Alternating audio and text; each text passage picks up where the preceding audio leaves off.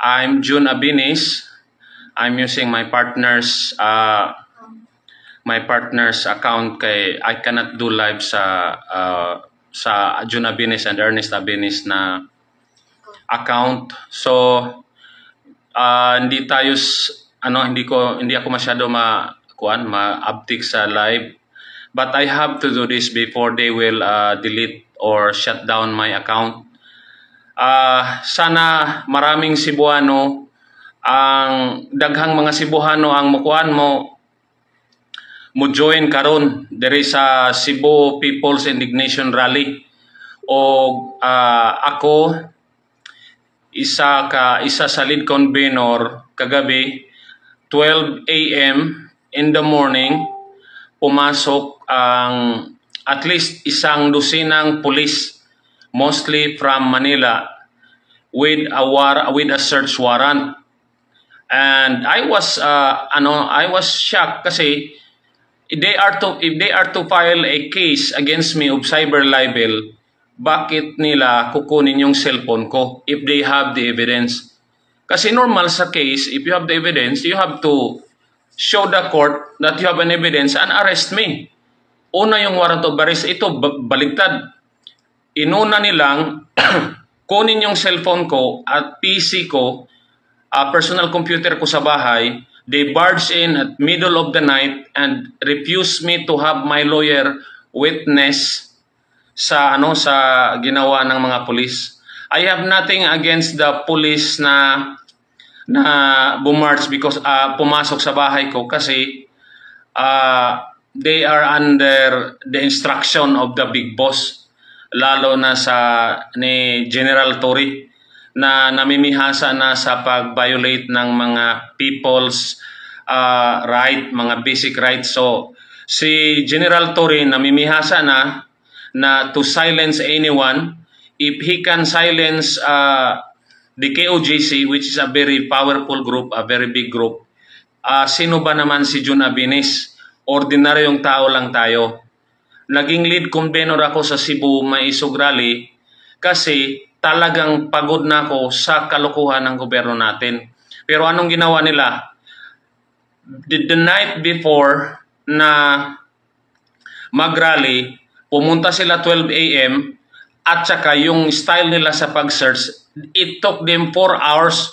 They really tried to parang wear me out. Kaya naman nilang kunin yung cellphone ko in 30 seconds eh.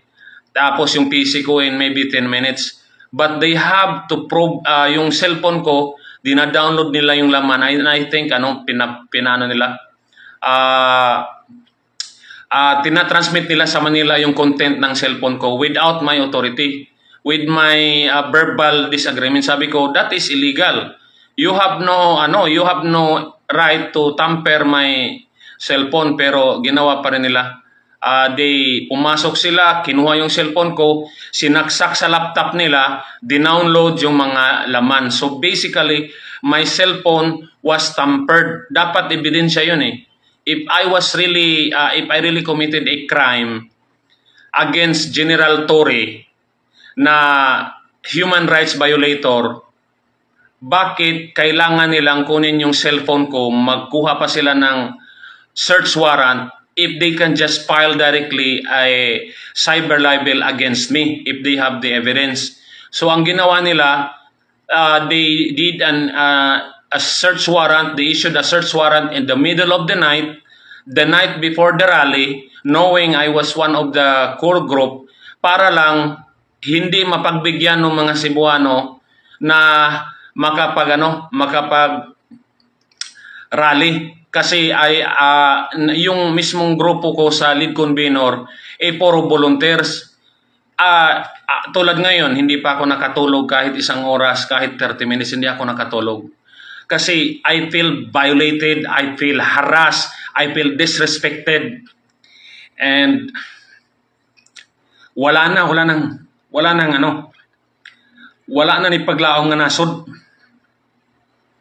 They will harass anybody. If they will harass PRRD, if they will harass Inday Sara, Sino ba? Kinsa man si Jun Abinis? I'm not crying dahil naawa ko sarili ko. Naawa ko sa mga Pilipino. Mas naawa nga ako kay Tatay Digong. Mismong mga pulis na tinulungan ni Tatay Digong, walang ginawa. Ang mga pulis natin, karamihan duwag. Kinsa man ang mulaban sa Pilipino.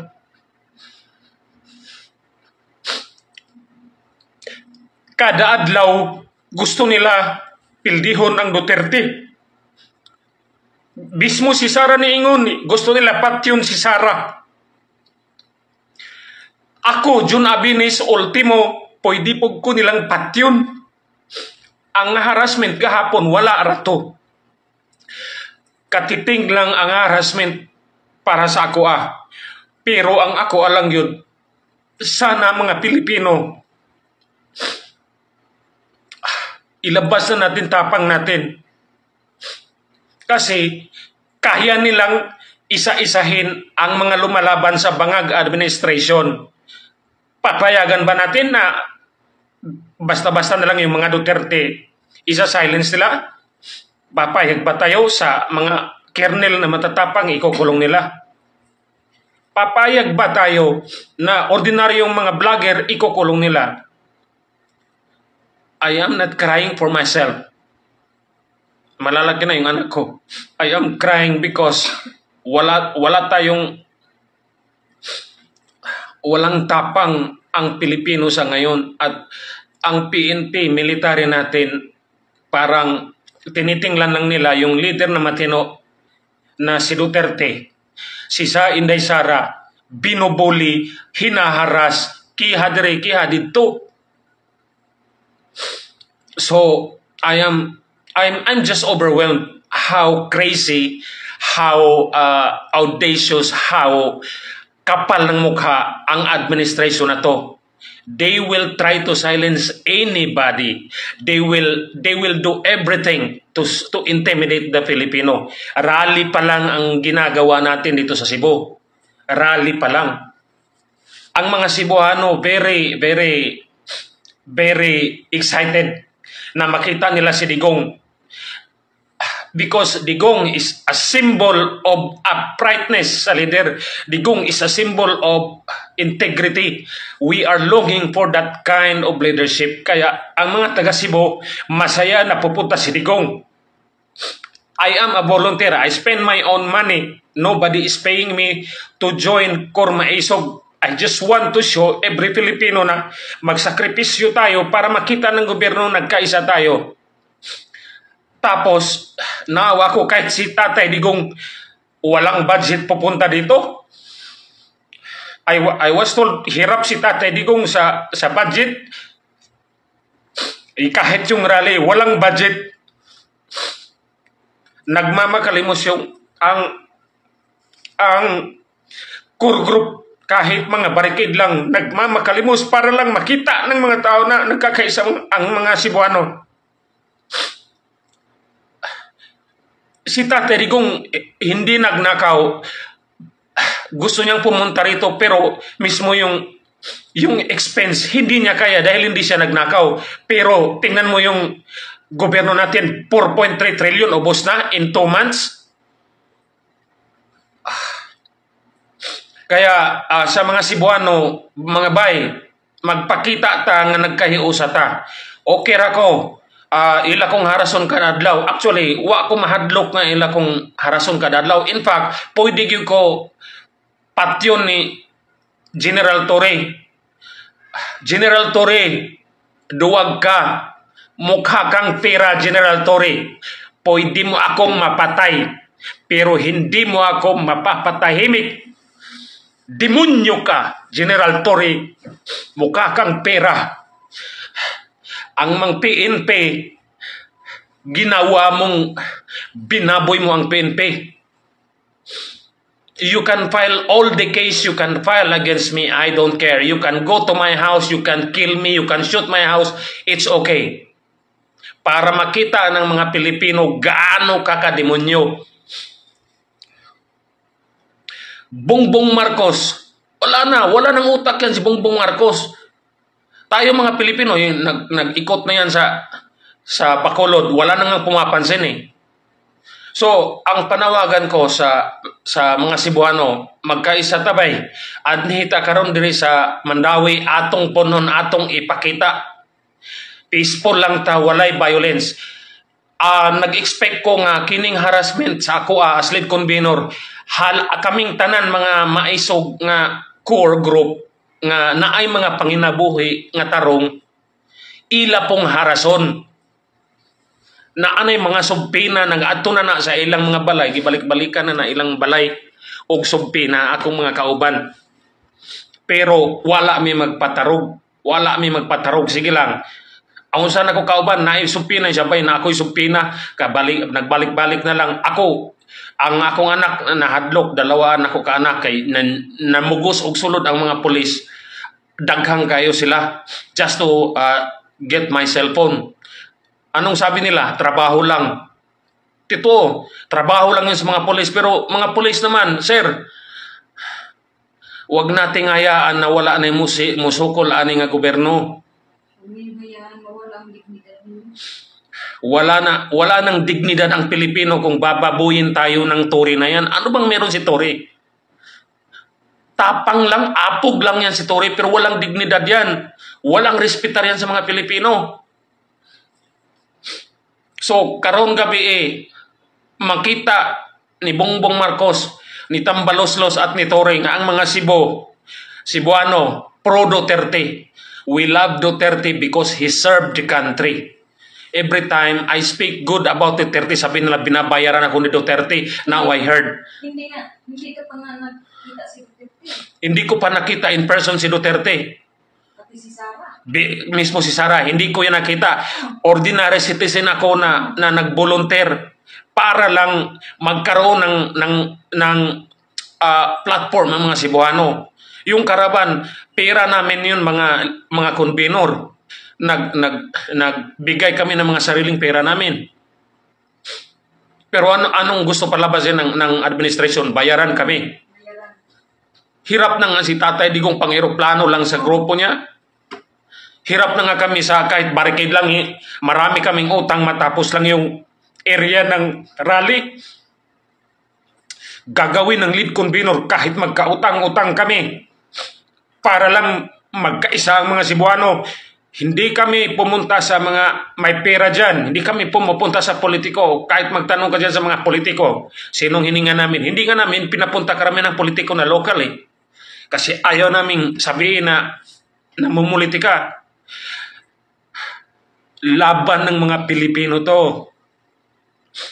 Araw-araw may namamatay na mga bata, mga babae, mismong mga pamilya, kinakatay ng mga tatay nila dahil sobra na ang dami ng adik. Tapos sasabihin nila Marbella Torre na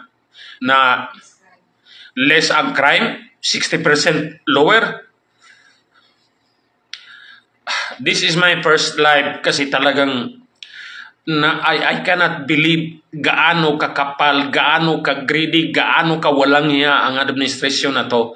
At alam ko yung harassment na ginawa nila na i-raid yung bahay ko, sample lang yun. Sample lang yun sa akin. Pwede nila akong arestuhin, pwede nila akong bugbugin, pwede nila akong kidnapin. Pero alam mo yung masama sa loob ko, yung mga kasama ko. Kasi yung mga kasama ko, sabi nila, sir, di kaya tayo iharas? Sabi ko, okay lang. Iuna ko. Unahon ko preso. Yun ang sabi ko kahit yung sa vlogger na 37. I'm not afraid na ikulong ako. Pero kung may masama sa loob ko, ang mga pulis natin, ang mga sundalo, dinobli yung sweldo nyo. Hindi nyo maprotektahan yung presidente na matino. Hindi nyo maprotektahan ang mga Pilipino. I am almost sure I will die this year because Bongbong administration, Marvel, and Tory are evil. They will kill people for greed. Si Tambaloslos, mga kawatan na sila. But I don't care. I don't care. Pero ang That's ang ano ko lang. Let's unite. Let's sacrifice. Kami sa Maisog Corps, puro sakripisyo. Minsan nag-usap kami, one battle kami ni Elmer, usap kami. Wala kaming mga pera. Yung mga sideline namin, halos wala. Wala kaming, we are not earning money in Facebook and YouTube.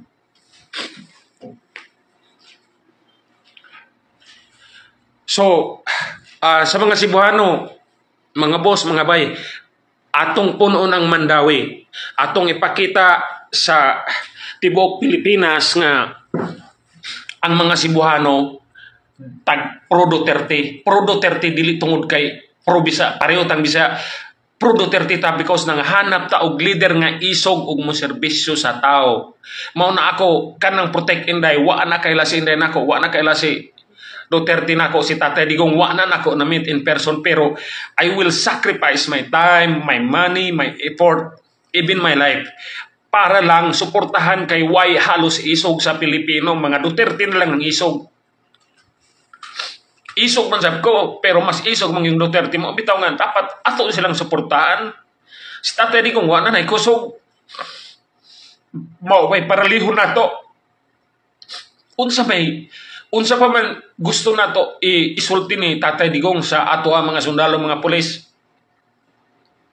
Unsa man nga klase nga hangyo, anong klaseng pakiusap ni Tatay Digong para matauhan ng Pilipino?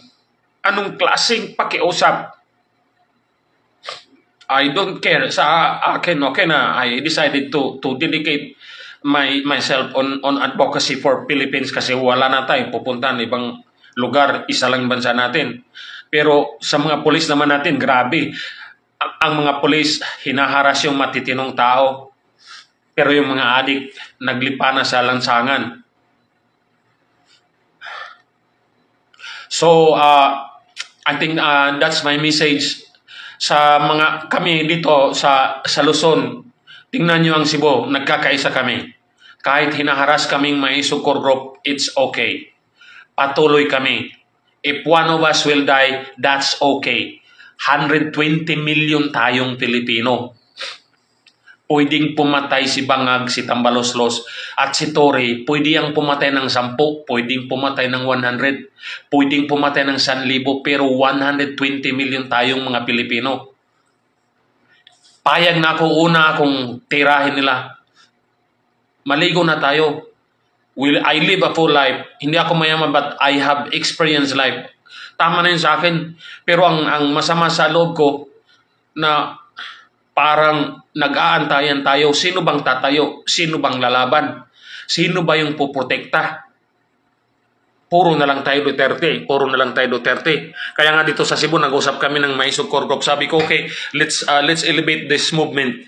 Kasi panalo tayo sa social media. Kaya nga tayo sinasilent eh. Hinaharas tayo. Pero yung social media can only do so much. The true thing that can make change is action. Kaya pupunta tayo sa kalsada. Kaya last Sunday nagkaraban tayo dito sa Cebu. At ngayon ngayon mismo I check parang umuulan. But I think Cebuano will still come.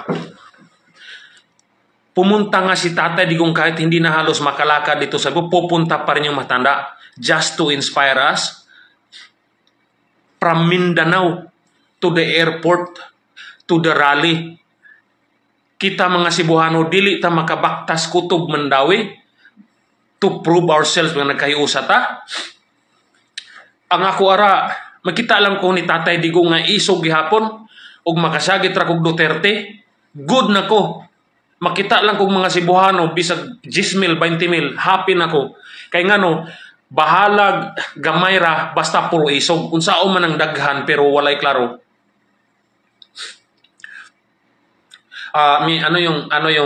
Sa media nga pala, maraming media na tumatawag sa akin, wala na yung number ko kasi kinuha nga ng pulis.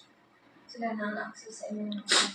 So wala na akong so I have to use yung ng itong account na to. May mga comment. I'll read some comment. Bring them on camera.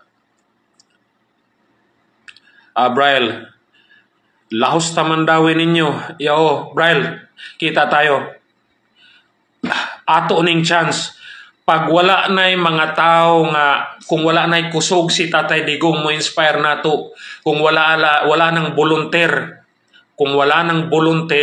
na mag-organize ng rally, baka ito na yung last chance natin na magpakita na we are against this bangag administration.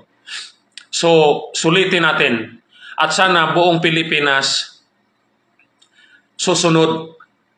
Kasi, pag marami tayong nag-iingay, marami ang ma-feel ni Bangag, ma-feel ni Tory na pwede nilang patayin ang mga maingay tulad ko, tulad ng mga maingay na 37 vloggers, pero hindi nila mapapatahimik ang mga Pilipino. Yun lang naman ang ano ko, yun lang naman ang advocacy ko.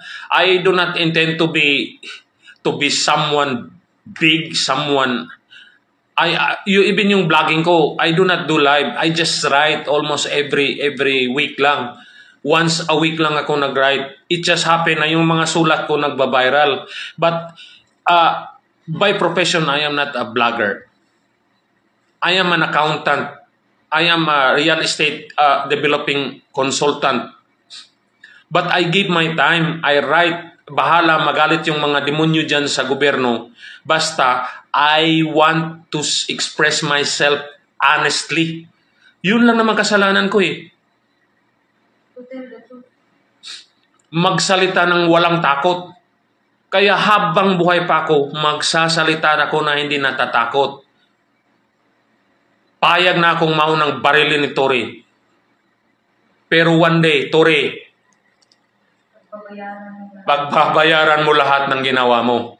Marami sa PNP ang galit sa'yo. Marami lang din takot sa'yo. Kasi demonyo ka. Pero never mind. You can kill me, you can harass me, you can arrest me, you can imprison me. But you cannot silence the whole Filipino nation. You cannot silence Cebuano nation. Cebuano people. Sana pumunta ka rito sa Cebu. Matapang ka lang eh kasi chief ka eh. Pumunta ka ng Davao, hinaras mo religious group, nagdala ka ng battalion of people. Habang yung mga kinikidnap, yung mga batang pinutulan ng ulo, wala kang ginawa.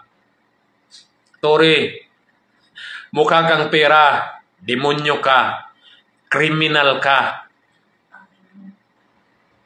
Utang ina mo, Tory. You can file all the case against me. You can send your assassin.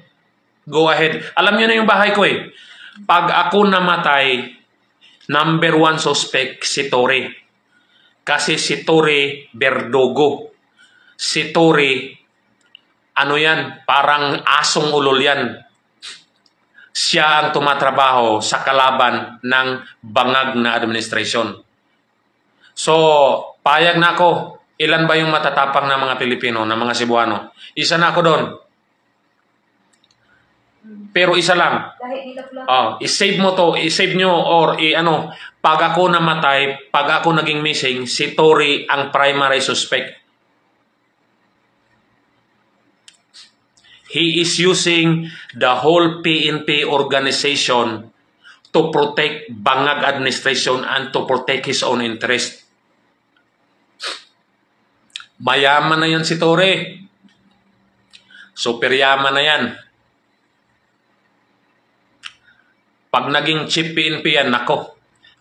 Ang ihari niyan, mga kriminal din na mga pulis. Yung mga nagsasabo. Tingnan mo si Marbel, ini-encourage pa mga pulis natin.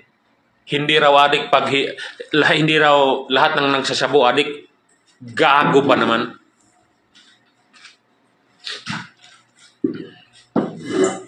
Wala pa po akong tulog in the last magpo 48 hours na kasi kahapon the core group was very busy setting up sa lahat ng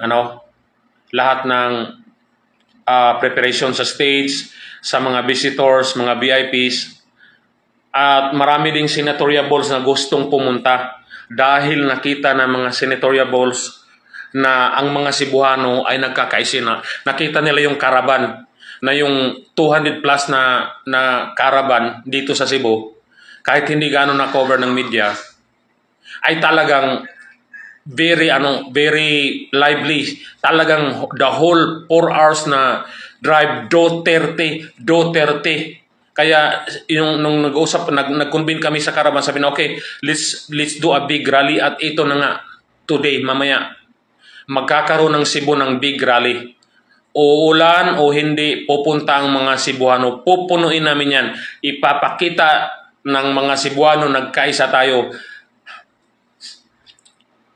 Okay lang sa akin, naharas na ako, na wala ang cellphone ko, less than 1 year pa yon.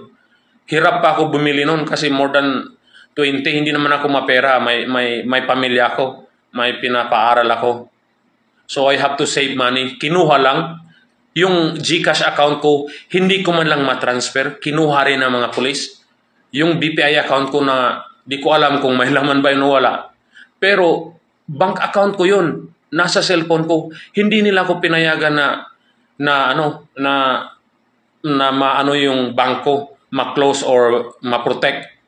So that's harassment. So ang PNP natin ngayon are now harassing people like me. Pero yung mga adik sa lansangan, yung mga killer sa lansangan, yung mga tulisan, walang nadakip. Tingnan niyo yung news. Di ba puro patay lang? Walang news na okay, nadakip na tong halos wala. Puro biktima, mga bata, matatanda, babae, mga asawa, yung mga helpless.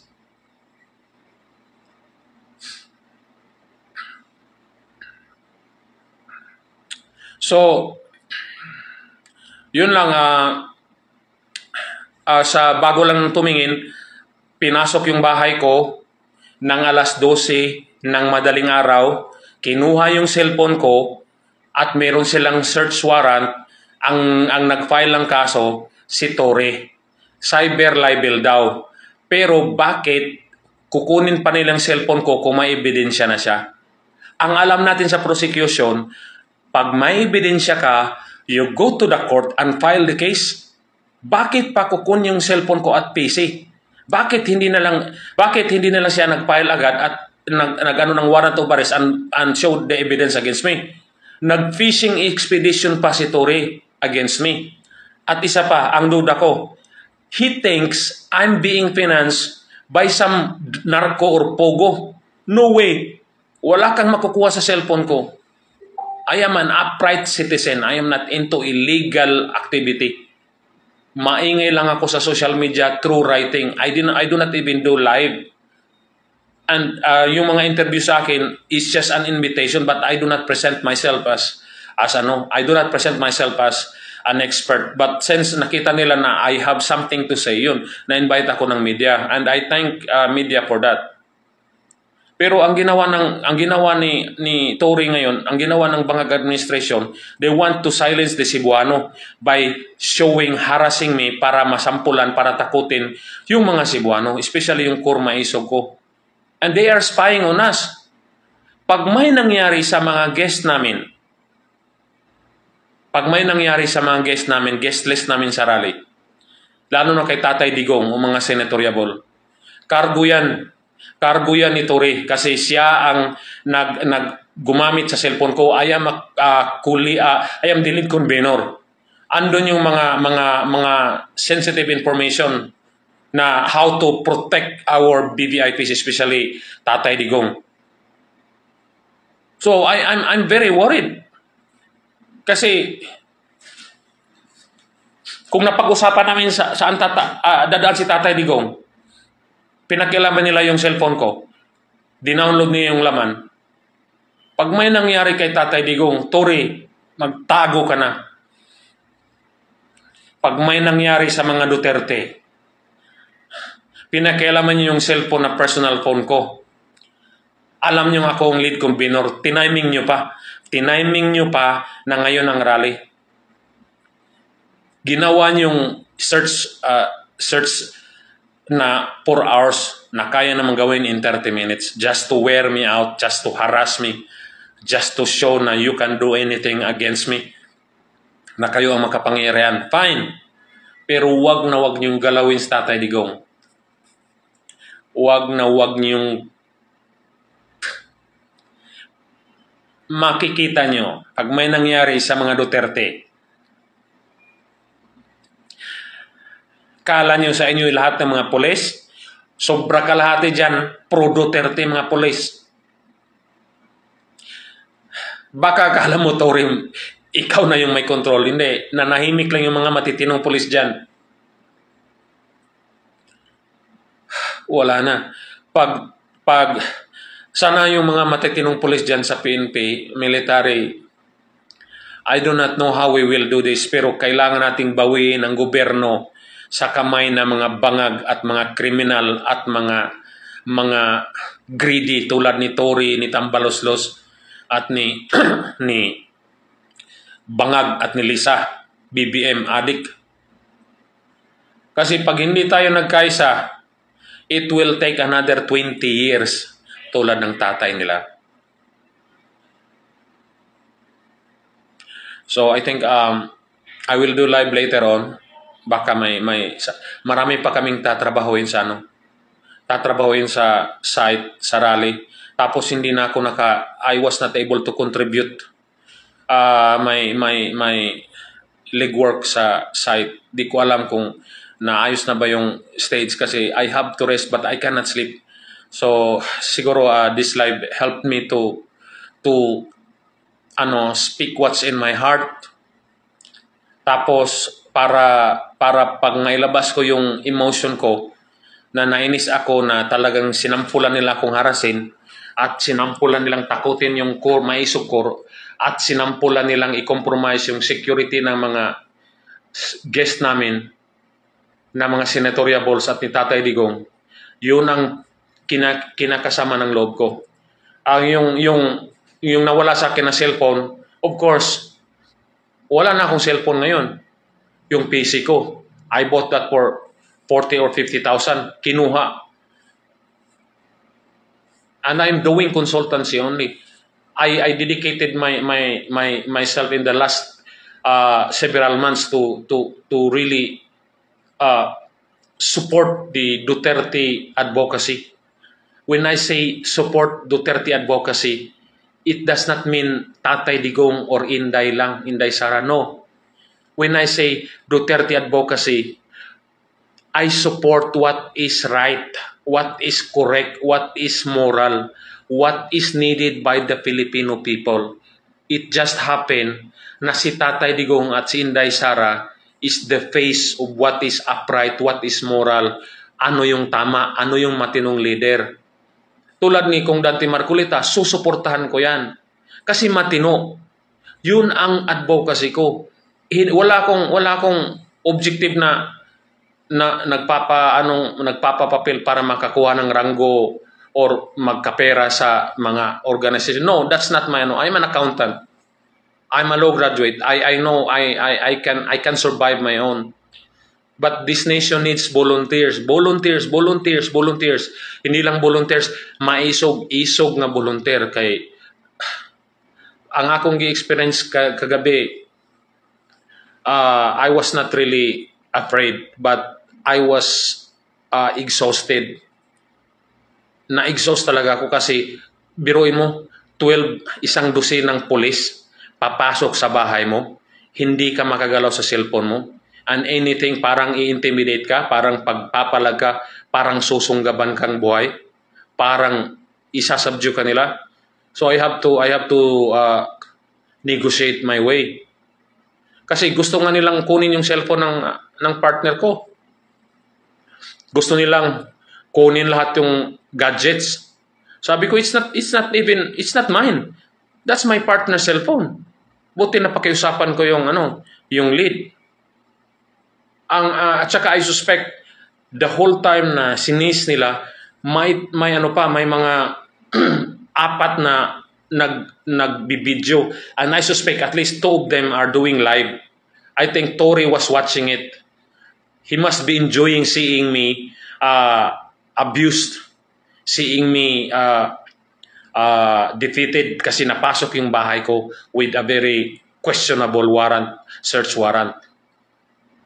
Kung may kaso ka, kung may kasalanan ako, General Tory, you file the case, prove it to the court. Bakit kailangan nyo pang agawin yung cellphone ko? Bakit kailangan nyo pang kunin yung PC ko? Ibig nyo bang sabihin, lahat ng vlogger na nagsasalita, pwede nang issuehan ng warrant, search warrant? So this is a precedence. So I warn my fellow vloggers. Tory is an evil guy. Wala tong alam sa batas eh. Nahinira lang yata to dahil sip-sip eh. Mutila ni glubot ning demonyo ha. Kini story kita kasanaw murag na buaya. I do not see integrity in Tory. And I warn my fellow mga vloggers. Tory will do anything to silence the Filipino because he is enjoying the power and he is enjoying the perks and the money he's getting from being the Verdugo. He's the butcher. So, nanawagan ako sa mga Cebuano. Magkita ta diri sa Mandawi, atong puno ng binyo, atong ipakita kang Tatay Digong nga ato siyang palangga, atong ipakita sa gobyerno ni Bangag nga daghantang isog, daghantang nagpakabana, nga andam tang mulihok kung kinahanglan. Ihawa lang ko, okay ra nako, pero di gyud ninyo maihaw ming tanan mga Cebuano. Tory, tapang ka lang eh, kasi may mga sundalo ka, mga pulis ka, full battle gear. Mga religious group yung kaya mo. Mga babae lang kaya mo. Ordinaryong citizen tulad ko lang kaya mo. Pero siguro, Tory, pag may taong may baril, payag ako, barilan tayo eh. Matapang ka lang, Tory. Kasi nasa posisyon ka. Nagtatago ka sa mga pulis mo. May pera kayo. Nilimas nyo na nga yung pera ng budget ng 2025 eh. Magkano bang natanggap mo, Tory? Paambon naman dyan. Kami pa, yung HOR pa, paambon naman dyan, mga Quadcom, Tricom. Ang yayaman nyo na. Ang yayaman nyo na. Ilang milyon ba, ilang bilyon ba ang kasya? Ilang bilyon ba ang sapat sa bulsa nyo? Hindi pa kayo hindi na kayo naawa sa Pilipinas? Hindi na kayo naawa sa mga bata na namamatay araw-araw dahil sa mga adik? Drug money are now flowing into the pockets of our politicians. Mga uniform policemen, mga sir, uniform military men, sir, drug money is now flowing into the pockets of our politicians and leaders in the government. Pag hindi tayo nag-alsa, hindi tayo nagkaisa, hindi na tayo pumalag, wala ng Pilipinas na dadatnan ang mga apo natin. Sirang-sira na. Sa ngayon pa lang, sirang-sira ng Pilipinas. It's no longer safe to go out in the streets even during the day. Sa gabi pa kaya.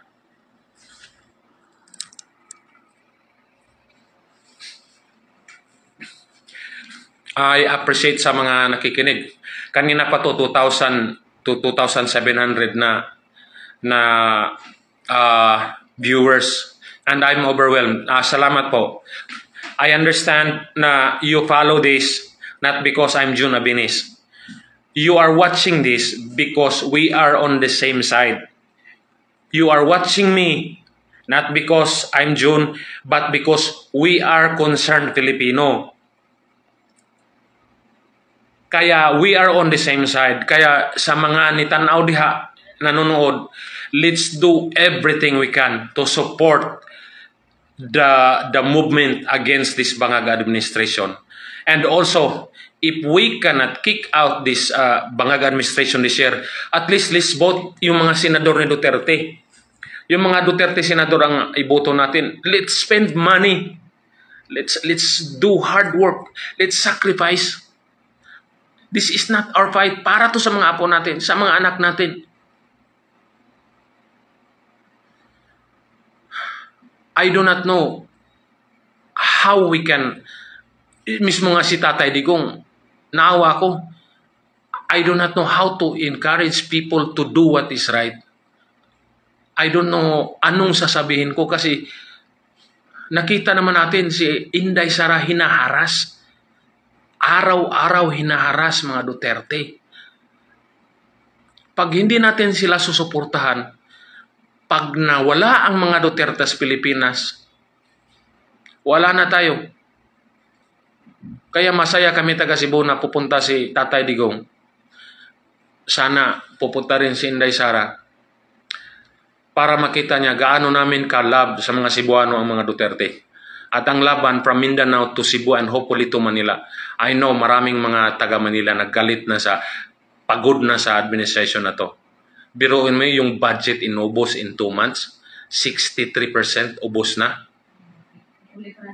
Saan ba yung pera? Naibulsa na. Wala namang project eh. May binili ba sila? Wala.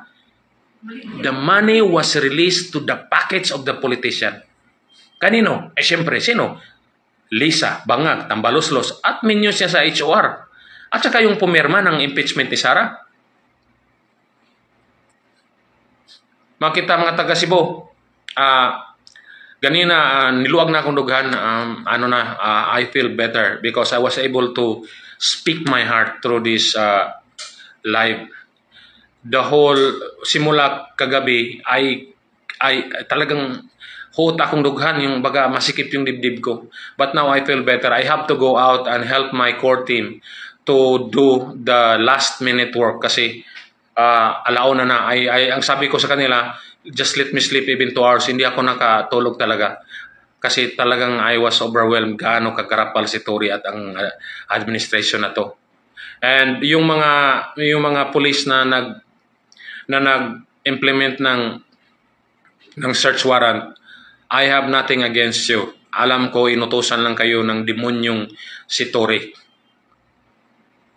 Pero sana naman, General Tory, lumaban ka ng patas.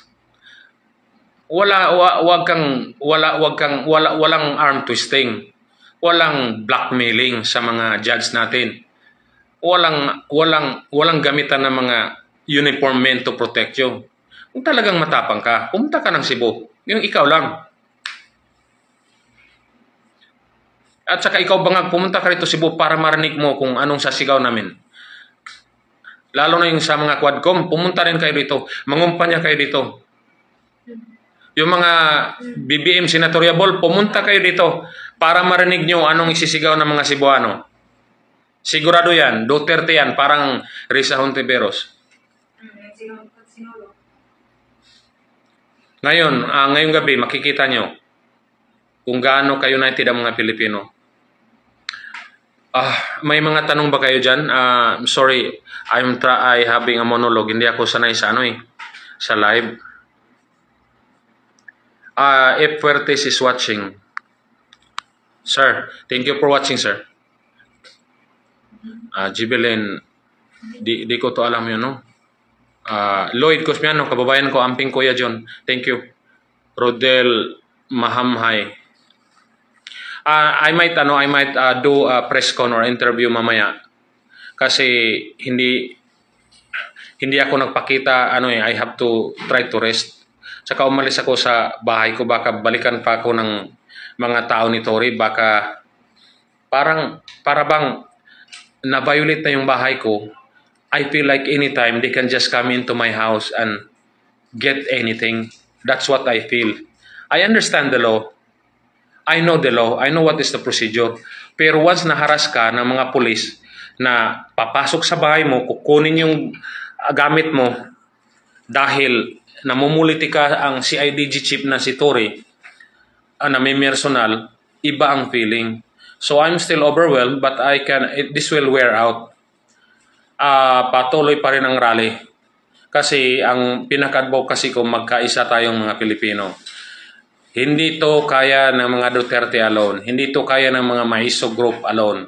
Hindi to kaya ng mga brave na mga vlogger tulad nila MJ, KLC na mga matatapang, Mark Lopez, at mga idol natin sa Manila. Hindi nila kaya yan. Hindi nila kaya lumaban. Ang kailangan natin, ang mga Pilipino, ang milyones na Pilipino na kumbaga magising na. Ang mission lang ng mga vlogger, ang mission lang ng mga volunteer tulad ko is to awaken our patriotism, is to awaken our love to this country, is to awaken our love to our children. Kasi pag hindi tayo nagkaisa, magkalit-silit ng gobyerno, narco state na po tayo ngayon. Narco state ng Pilipinas. Drugs are everywhere. Kahit 9 years old, nagsasyabu na. Kahit saang lugar, pwede kang mamatay. Pwede kang, hindi na safe ang Pilipinas. Pwede na yung adik mong kapatid, adik mong asawa, adik mong kapitbahay, pwede siya ang papatay sa'yo. Kasi yung drugs is everywhere. Murang-mura na yung drugs. At hindi lang yan, it's not by incident or accident. It is by design. It is designed to destroy the Philippines. There is a bigger force manipulating and driving bangag. Nakita mo si Torre na sumasakay ng helicopter tapos yung pinasok niya yung KOJC. Nakita mo yung gadgets niya. Yung gadgets niya na mga high-tech. Wala namang ganun ang PNP. Sino ba yung nagbigay nun? Sino ba yung nagpahiram nun? Ang mga Amerikano. Anong gusto ng Amerikano? Magkagulo tayo. Bakit gusto nila magkagulo? Dahil gusto nila i-control. Bakit nila gusto i-control? Dahil, yun nga, they want Philippines to be their base on making war in Southeast Asia. Negosyo. Pero nung nagbaha, nung maraming baha last year, may tumulong ba? Tumulong ba ang USA? Tumulong ba ang IDCA? Meron ba silang binigay na pagkain? Meron bang sundalong kano na nagsagip na mga nalulunod na Pilipino? Wala, di ba? Isa lang, binibintahan tayo ng mga armas para makipaggera sa China, yung mga Typhoon missiles. Yun ang pinaka-objective. Gagawin tayong Ukraine 2.0. Tapos, pag nagkagulo na, siyempre si Bangag, sila Lisa, yung mga senador na bayaran, mga HOR, yung mga pro-bongbong, magliliparan na yan sa United States at saka sa Europe. Kawawa tayong mga Pilipino. Kaya, hindi ko naman talaga, hindi ko masabing sobrang tapang ko, no.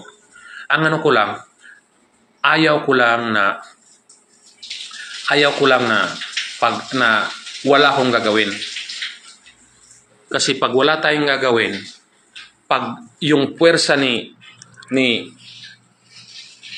Bangag at ni Tory, pag dumami pa sila, at lahat ng mga tulad ko na maingay, napatahimik na, kunyari, nagurgor na ako, napatay na nila ako, napatay na nila yung mga Duterte, di ba? Mismo si Inday. Si Inday Sara, sinabi niya, gusto nilang patayin si Inday Sara.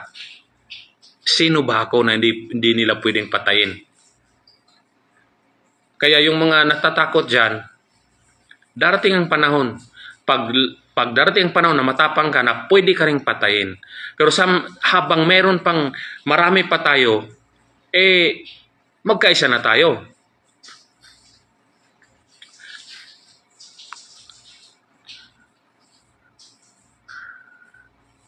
Gusto ko magbasa sana ng comment kaso medyo maliit yun. Naiwan ko yung glasses ko sa bahay kasi I have to leave the house at 5 o'clock kasi sa tingin ko yung mga PNP na yun is under the direction of of Tory. Ang pakiramdam ko, baka sabi ni Tory, parang gusto pa niya kung abusuhin, baka babalik pa sila, patayin kami. Parang yung nasa isip ko, okay, I have to leave. Bakit ako alis sa bahay ko? Because mayroon pa akong tatrabahuin sa rally. Mamaya, I am still part of the program. So, I will be also hosting. So, kaya ina-unload ko yung naramdaman ko dito. Because I don't want to be emotional hosting the rally. Na andun yung mga idolo natin. Andun si Vic Rodriguez, si Kong Dante, idol natin yan. Si Tatay Digong, hopefully. At sana si Inday Sara, andun din. Mga leader natin yan na pag-aasa ng bayan natin. Yung mga Duterte senators, Duterte candidates, pag-aasa natin yan mga Pilipino. Pag-aasa natin sila. So, I think I've taken much of your time. Pasensya na, I cannot, I wasn't able to acknowledge na yung mga comments nyo. I'm just unloading my emotion para I can think clearly. Kasi I'm exhausted, tapos emotionally, ano rin ako, parang I'm still a bit shocked na ang kapal ni Tory, no? Tapos yung mga PNP natin mga PNP natin ngayon will blindly follow orders kahit alam nilang nakakasakit na or kahit illegal na because they are also afraid to lose their job. Kaya nga pakiusap namin sa mga PNP personnel, mga sir, let us do our thing, kami mga civilian. Let us organize. Let us speak. Allow us to express our right of expression. Kasi bottom line, tayo rin naman makikinabang eh. Ang pinaglaban ng mga Pilipino hindi lang sa mga civilian. Pinaglalaban rin namin mga advocates, mga volunteers. Ang karapatan nyo mga pulis. When we criticize Bongbong Marcos administration, we are not only thinking na para sa amin, we are thinking for the whole Filipino nation. Ubos na nga yung pension fund ng mga pulis eh. Hindi na nga nakatanggap ng pension yung mga retired na mga military. Ubos na. Wala nang natira sa pondo ng gobyerno. Ninakaw na nila lahat. Ano pa bang inaintay natin? Nabasa ko, di ba, nag-circulate February pa lang, inubos na nila yung pera. Kahit sasabihin pa ng Supreme Court na illegal yung GAA 2025, moot an academic na yun. Kung na-unload na nila yung pera po, nasa bulsa na nila. Tayo dito Cebu, mag-rally. Malaking rally. Ambag-ambag pa mga volunteer.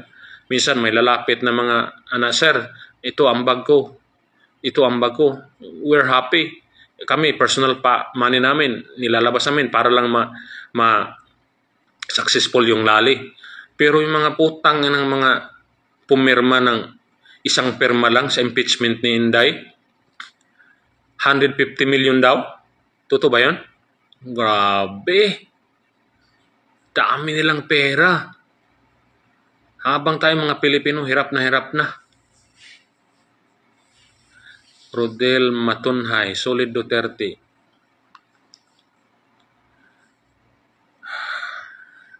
Daryl Yap, sir.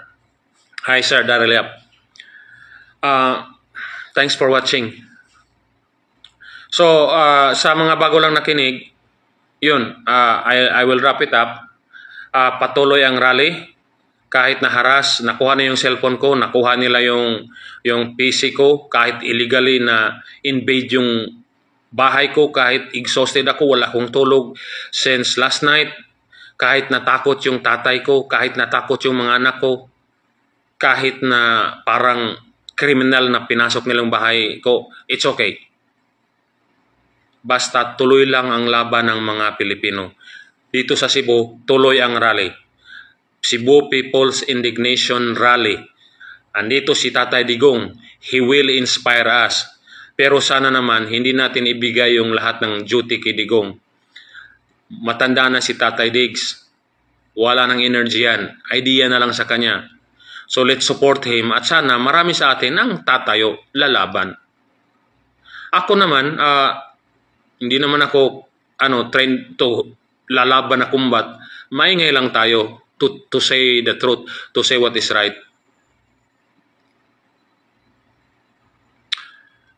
Siguro I have to cut this live na kasi may trabaho pa ako. Hindi ko lang maiwan kasi I'm amazed na may 2,400 na nag-view.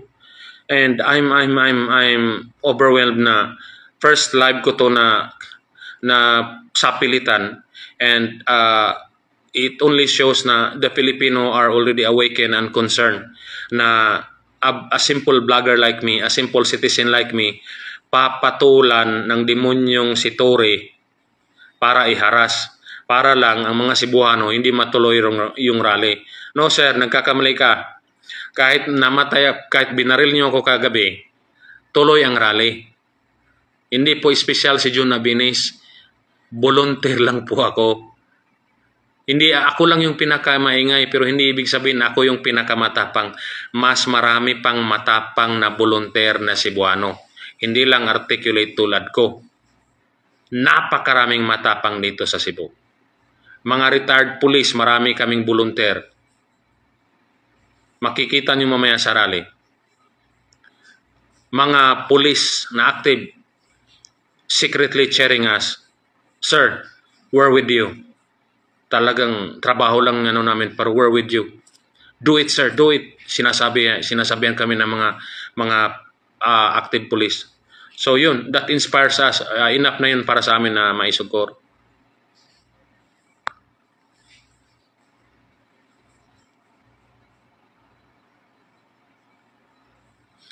CJ BC Monson. Bye, kumusta? So I have to I thank you. Baka mag-live pa ako mamaya. I will try to make my next live a bit juicy kasi I don't know kung anong pinagsasabi ko rito. Sinabi lang ng partner ko na you have to unload your emotion kasi overwhelmed ako, and I need to unload my emotion para I can function properly kasi in the next 2 hours mag-umpisa na yung rally 4 o'clock pero entertainment pa naman. So kita-kits mga Cebu, mga taga Cebu, mga bay, magkita ta rin Mandawi atong suportahan na Mayor Jonas nga gi-dismiss ni Tambaloslos. Atong suportahan may krama hilabtan nila kay Pro Duterte, atong nang suportahan.